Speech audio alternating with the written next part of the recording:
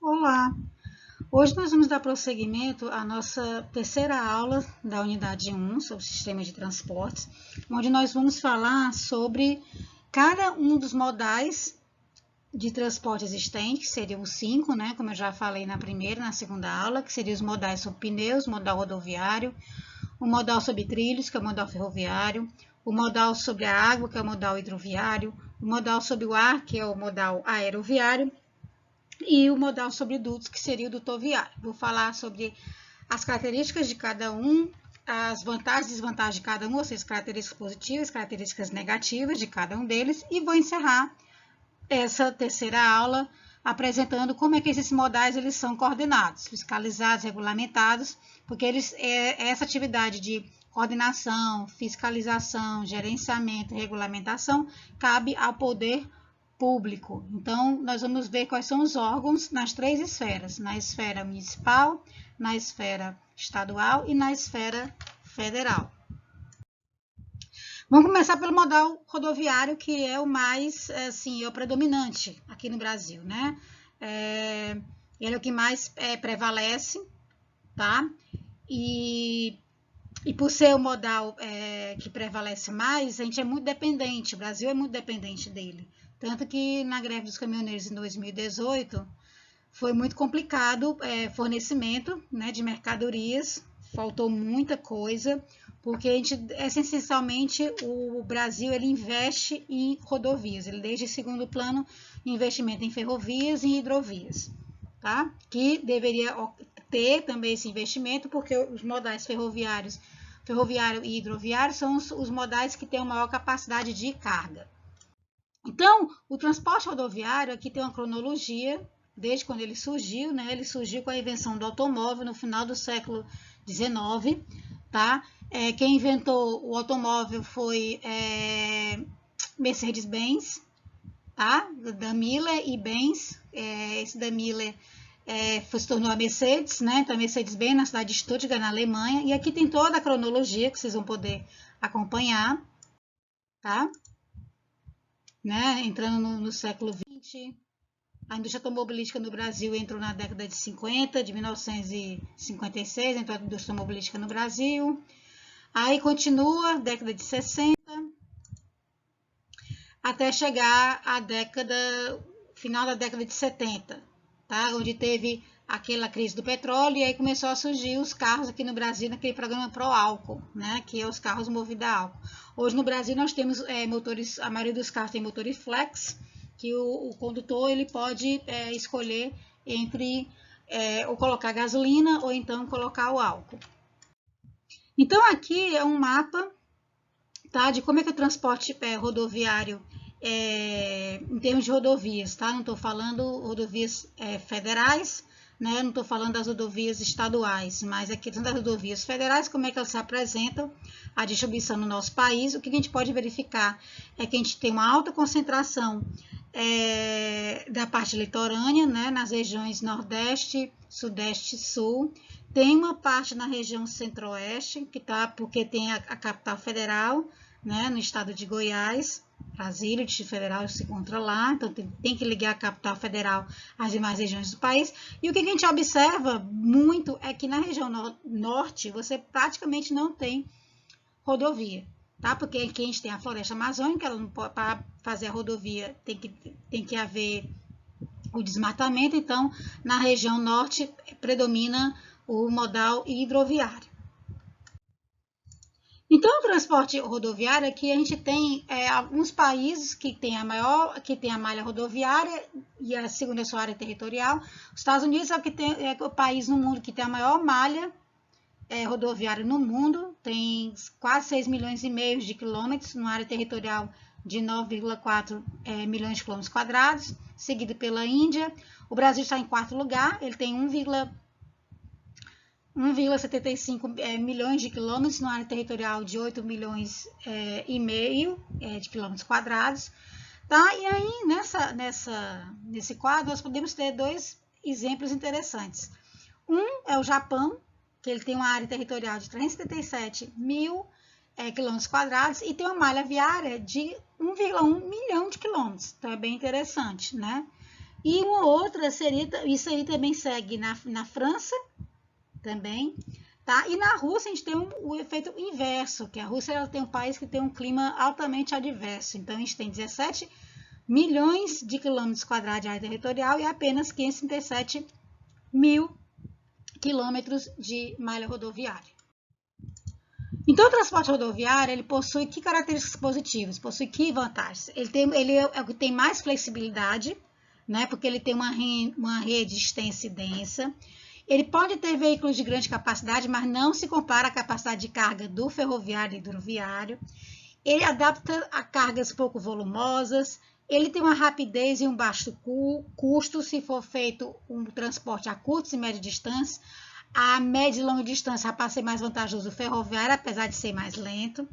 Tem rapidez nas operações de carga e descarga. E você não precisa de muito investimento para poder transportar no modal rodoviário, tá? Além do custo dos veículos. Tá? Então, as principais vantagens dele. Desvantagens tem inúmeras. Tem uma elevada ocorrência de acidentes, de sinistros, ocupa grande espaço pela infraestrutura, tem um impacto territorial negativo, tem os problemas de estacionamento, tem uma reduzida capacidade de carga se você comparar com o ferroviário e hidroviário, aí o frete sai mais caro no rodoviário, tem elevados custos com estradas e autoestradas, tem um elevado consumo de combustível, tem um impacto ambiental negativo e esse transporte rodoviário de carga ele causa um grande congestionamento nas áreas urbanas. Então, esse é o transporte rodoviário. Nosso segundo modal de transporte seria o modal sobre trilhos, que é o ferroviário. Tá? Aqui é um mapa do Brasil mostrando as principais ferrovias. Se comparado com o rodoviário, nós vemos que o Brasil tem muito pouca ferrovia, todas elas na região Nordeste, Sudeste e Sul. Você praticamente tem só aqui a ferrovia Norte-Sul, né, que já está complementada, finalizada, que é para ligar a estrada de ferro de Carajás, que é uma estrada de ferro particular, privada, ao Porto de Santos, né, para poder fazer, porque o minério de ferro de Carajás é o mais puro do mundo. Então, o Porto de Santos é o maior porto do país, então foi construída a ferrovia Norte-Sul, já está finalizada. Mas a gente não vê mais ferrovias aqui na região norte, tá? Apenas essa de Carajás, né? E a gente vê o pouco de ferrovia que nós temos no país. Então, o modal ferroviário, se a gente for pegar também a malha ferroviária de alguns países, os Estados Unidos é que tem a maior malha ferroviária do mundo, são quase 230 mil quilômetros, seguido da Rússia, China, Índia, Austrália, o Brasil está lá embaixo, que é só apenas 29 mil quilômetros. Né? Até a França, que é um país bem menor que o nosso, tem uma quilometragem de ferrovias maior do que o Brasil. Então, quais são as vantagens ou características positivas do ferroviário? Ele é um serviço, de certa forma, rápido e não tem congestionamento, tem uma baixa ocorrência de acidentes, de sinistro, ele é menos poluente do que o modal rodoviário, tem um reduzido impacto ambiental, tem pequeno consumo de energia, ele é um transporte regular, confortável e seguro para passageiros, tem uma elevada capacidade de carga e torna o preço do frete mais barato e torna o preço do teu produto mais barato e competitivo no mercado internacional, permite viagens rápidas se você para passageiros se for utilizado o trem de alta velocidade ou trem bala, e é econômico, extremamente econômico no transporte de mercadorias pesadas e volumosas.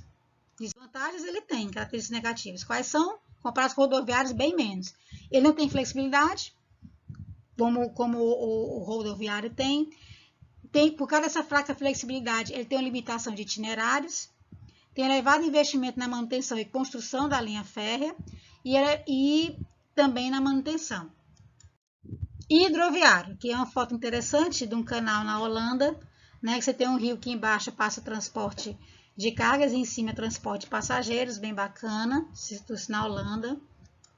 Então, o hidroviário aqui mostra o mapa do Brasil com os principais portos marítimos e fluviais.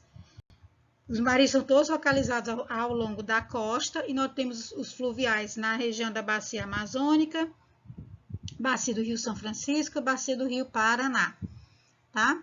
Onde tem os principais portos marítimos e fluviais. Aqui são os terminais hidroviários, tem uma grande concentração na região norte, por causa do Rio Amazonas, Bacia do Rio Amazonas. Aqui é a Bacia do Rio Araguaia, no Tocantins e Goiás. Bacia do Rio São Francisco, aqui em Pernambuco, Bahia, Alagoas, e a Bacia do Rio Paraná, que pega São Paulo, Santa Catarina e o estado do Paraná. Então, quem são os países que têm mais rios navegáveis e canais? É a China, com 110 mil quilômetros. O Brasil está em terceiro por causa da bacia do rio Amazonas, tem 50 mil quilômetros de extensão de rede hidroviária. Tá? Até que o Brasil não tá ruim nesse tipo de transporte. Então, quais são as vantagens do hidroviário? Se você transportar através do hidroviário, que tem uma alta capacidade, você pode descongestionar vias terrestres. Ele tem uma grande capacidade de carga. Ele pode ter navio petroleiro para transportar metais, contêineres, é facilitador turístico, carrega vários turistas no navio transatlântico, né? 5 mil passageiros, que hoje vai mudar um pouquinho a realidade, como eu já falei na nossa segunda aula, por causa dessa pandemia da Covid-19, né? Eu acho que esses transatlânticos, com essa grande aglomeração de pessoas a bordo, vai passar um pouco assim parado. Ele é extremamente adequado para médias e longas distâncias, tá? Ele é menos dispendioso para o transporte de longa distância de mercadorias pesadas de baixo custo, como minério, carvão, petróleo, cereais. Tem essa grande capacidade de carga dele, e o hidroviário cada vez mais está se especializando, tá? Tornando-se a parte de carga e descarga, principalmente nos portos, mais ágil, com maior agilidade. Acontece.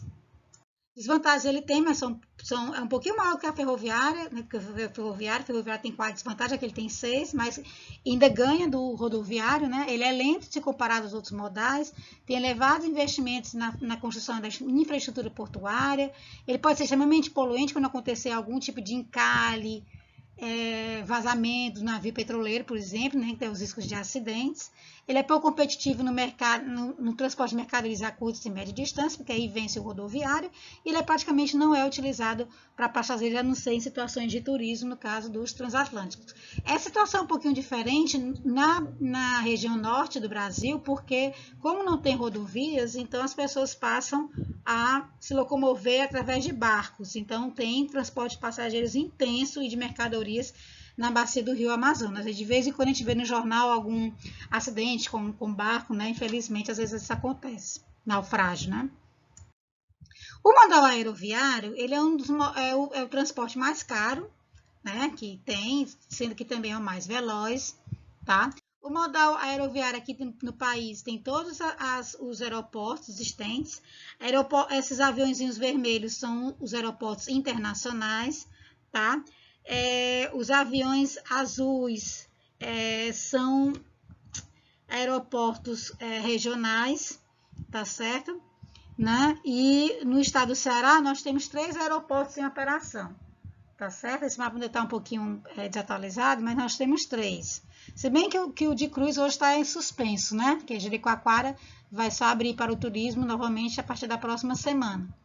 Então, no Ceará nós temos o Aeroporto Internacional Pinto Martins, em Fortaleza, temos o Aeroporto de Juazeiro, tá? E temos o Aeroporto de Cruz para atender Jijoca de Jericoacoara, tá? Então, nós temos 3 aeroportos. O de Aracati, apesar de tem pista, está construído terminal, ele não está em operação. Então, o Brasil, ele possui 4.072 aeroportos, aqui está contando tudo, tá certo? Aeroporto internacional, aeroporto regional, pista de pouso e decolagem, enfim, todos os tipos de aeroportos, né? Porque aqui no estado do Ceará, ele tem 3 em operações para aviões comerciais, mas temos aeroportos menores, né? Que foi inaugurado no início do ano, que é o de Itauá, Iguatu, Crateús, né? Que é para aviões, fazia voo comercial, mas apenas 2 vezes por semana, num avião turbo-hélice, tá? E não deve estar em operação, né? Por causa, como a gente falou, da atual situação que o mundo está vivendo, né? Devido a essa pandemia. Então, o transporte aeroviário, ele tem poucas vantagens, ele tem mais de desvantagens. Quais são as vantagens dele? Ele permite vencer longas distâncias de uma forma segura, cômoda e rápida. Ele é adequado para transporte de mercadorias de alto valor agregado e de mercadorias perecíveis e transportes urgentes, como no caso do transporte de órgãos, e é o mais rápido transporte de passageiros a médias e grandes distâncias. Desvantagens, como eu falei, tem inúmeras. Ele tem elevada poluição atmosférica devido à utilização do querosene de aviação, que tem uma alta emissão de CO2. Tem a poluição sonora perto dos aeroportos, por exemplo, o aeroporto de Fortaleza, para quem mora ali na Vila União, Montese, Parangaba, tá? Sofre muito com a poluição sonora do pouso e dos pousos e decolagens das aeronaves no nosso aeroporto internacional, exige elevados investimentos em manutenção de infraestruturas, tem um forte consumidor de espaço, por exemplo, o aeroporto de Fortaleza, como eu já citei, não tem como mais crescer, porque não tem espaço para construir uma pista secundária, então ele vai perder várias oportunidades de hub, a não ser que mude-se o aeroporto de lugar. Ele tem um custo elevado e uma baixa capacidade de carga, exige frequente transbordo de mercadoria e transbordo também de passageiros na parte de conexões, então torna-se desconfortável para o passageiro o tempo de espera nos aeroportos. Tem elevado preço das locações das aeronaves, grande consumo de combustível, capacidade limitada de transporte de mercadorias. Tem problemas com relação ao tráfego aéreo, por exemplo, o aeroporto de Cumbica, né, de Guarulhos, ele tem problemas. Às vezes a aeronave vem de Fortaleza, vai de Fortaleza para São Paulo, e às vezes fica só meia hora sobrevoando o espaço aéreo do aeroporto até encontrar uma oportunidade para aterrissar, e isso gera problemas de segurança, risco de colisão entre as aeronaves. Você tem grande perda de tempo em operações no embarque e desembarque, porque hoje, para você voar num voo nacional, você tem que chegar com pelo menos 1h30 de antecedência, né? E aí fora a hora voada, e quando você chega no seu local de destino, tem um tempo de pegar a mala, sair do avião, e também a localização problemática de alguns aeroportos, que são distantes do centro das cidades, como o aeroporto de Natal, que é num outro município, e aí a pessoa leva 50 minutos, o passageiro leva 50 minutos para chegar no aeroporto, tá? Então seria 1h30 mais 50 minutos, seria o quê? Quase 3 horas de antecedência, ele tem que sair de casa. Então, tem esse problema. E o último, que seria o transporte através de dutos. Aqui a gente está vendo a tubulação da Petrobras para o transporte de gás e petróleo, tá? Que a gente chama de transporte fluviário. Aqui é o mapa do Brasil e da América do Sul. A gente tem um duto grande aqui na região da Argentina, né? Chile, Paraguai e Uruguai, para atender aqui a região do Mercosul. O Brasil tem um duto viário também aqui na região Nordeste, que é da Petrobras, para poder pegar o petróleo aqui das plataformas, né, que temos aqui no litoral cearense, se não me engano, Pernambuco, para poder levar a indústria petroquímica de Camaçari. Temos também dutos na região Sudeste e o duto aqui para ligar a parte do Mercosul, né, na região Sul e Sudeste. E temos um pipeline pequeno aqui, um duto viário aqui pequeno, no estado do Amazonas. E só. Tá? Então, aqui a gente pega uma representação do Nordeste, tá certo? Que esses dutos, né? Esses dutos são para levar os petróleos que são pegos das plataformas aqui no litoral do Piauí, litoral do Maranhão, Ceará, litoral do Rio Grande do Norte, e levar até Camaçari. E aqui é o oposto, né? É os Estados Unidos, que cada traçozinho desse azul é um duto, que lá eles chamam de pipelines. Você tem essas azuis, são os pipelines interestaduais. E se você olhar com mais detalhe, você vai ver umas ligações também em cinza, claro. Esses são os pipelines intraestaduais, quer dizer, dentro do próprio estado. Então, os Estados Unidos é o país que tem mais dutos, tá, para transportar mercadorias, são esses pipelines. Né? Os Estados Unidos têm quase 800 mil quilômetros de pipelines, enquanto que no Brasil apenas 19 mil. Aí aqui é uma foto de um pipeline, de um duto, sistema de duto, levando a parte de gás, tá, para a Fundação Oswaldo Cruz, no Rio de Janeiro. Aqui no Brasil, com a greve dos caminhoneiros, a maioria dos aeroportos fecharam em 2018, tá? Fechou o aeroporto de Juazeiro por 5 dias, o aeroporto de Fortaleza só não fechou porque o querosene de aviação chegou sob escolta, e nós temos no Brasil apenas 2 aeroportos que o querosene de aviação chega através de dutos, que é o Aeroporto Internacional de São Paulo e o Aeroporto Internacional do Rio de Janeiro. Então, quais são as vantagens do transporte dutoviário? Induz, ele é seguro, pouco poluente, ele é econômico em relação ao transporte marítimo, é a forma mais segura de transportar, tem a redução dos custos de transporte e consegue transportar por grandes distâncias. Já suas desvantagens, tem dificuldade de armazenamento, não permite armazenamento de energia, destrói muito ecossistema e dificuldade em alterar o percurso, ou seja, ele tem uma fraca flexibilidade. Aí aqui nós temos um histograma de barras mostrando 6 países, como é que é a distribuição de cada modal. Por exemplo, na China prevalece o hidroviário, depois vem o ferroviário, depois que vem o rodoviário. Nos Estados Unidos prevalece a ferrovia, depois o rodoviário, depois o hidroviário. No Japão prevalece o rodoviário, depois vem o hidroviário e por último a ferrovia, até porque o Japão é um país pequeno, né? Mas a quantidade de linha férrea, você praticamente pode andar no Japão inteiro através do trem-bala. Na Alemanha você tem muita rodovia, mas balanceado o ferroviário com o hidroviário. No Brasil você tem muita rodovia. A ferrovia, que basicamente é para transporte de carga, você não tem ferrovia para transporte de passageiros, diferente da Alemanha, né, do Japão, que você tem, e dos Estados Unidos, que você tem transporte de ferrovia tanto para carga como para passageiros. E a França tem também bastante rodovia, mas tem um forte transporte ferroviário para transporte de mercadorias e de passageiros.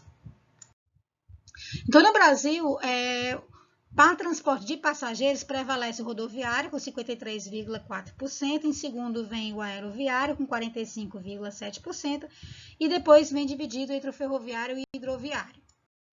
O transporte de cargas também prevalece o rodoviário, com 61,1%, depois vem o ferroviário, com quase 21%, o hidroviário com 13%, o rodoviário com 4,2% e o aéreo é muito pouco, porque ele é muito caro, então é 0,4%.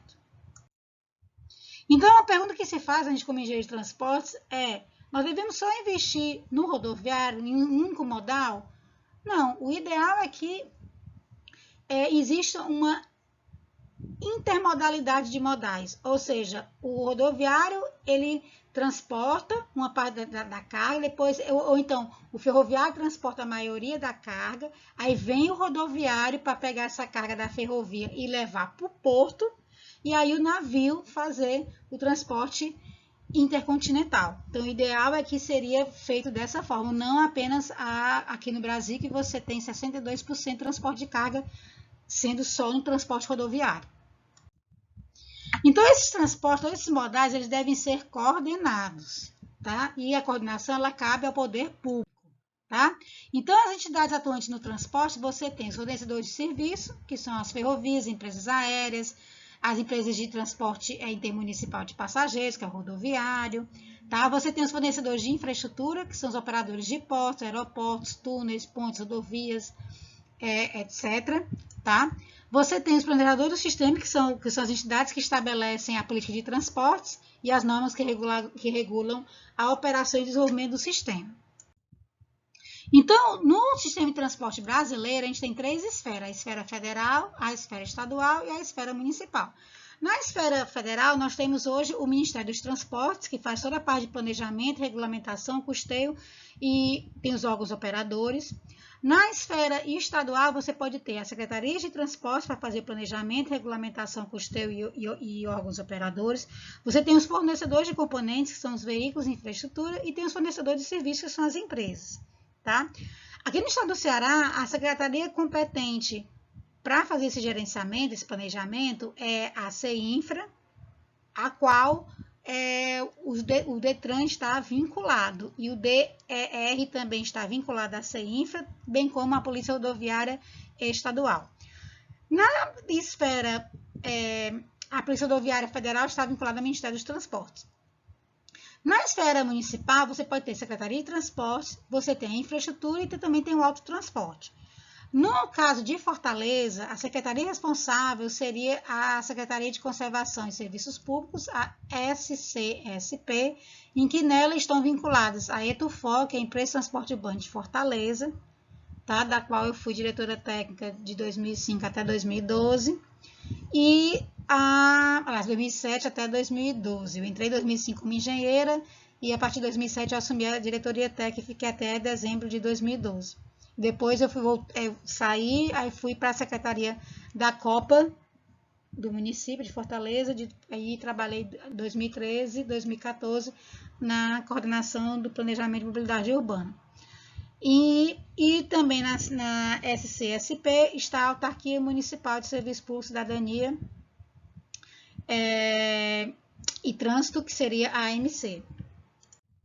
Em todos os órgãos governamentais, a gente tem federais, a gente tem o DENATRAN, Departamento Nacional de Trânsito, tem o Departamento Nacional de Infraestrutura Terrestre, que é o DENIT, tem a Agência Nacional de Transporte Terrestre, que é a ANTT, tem a Agência Nacional de Aviação Civil, que é a ANAC, tem a Agência Nacional de Transporte Aquaviário, que é a ANTAC, tem a Infraero, que cuida dos aeroportos, estaduais tem o DETRANS, tem os departamentos de estradas de rodagem, e a municipal você tem a ETUFO, a MCCET no Rio de Janeiro, a EMBURB no Paraná e a Secretaria Municipal de Transportes no Rio de Janeiro.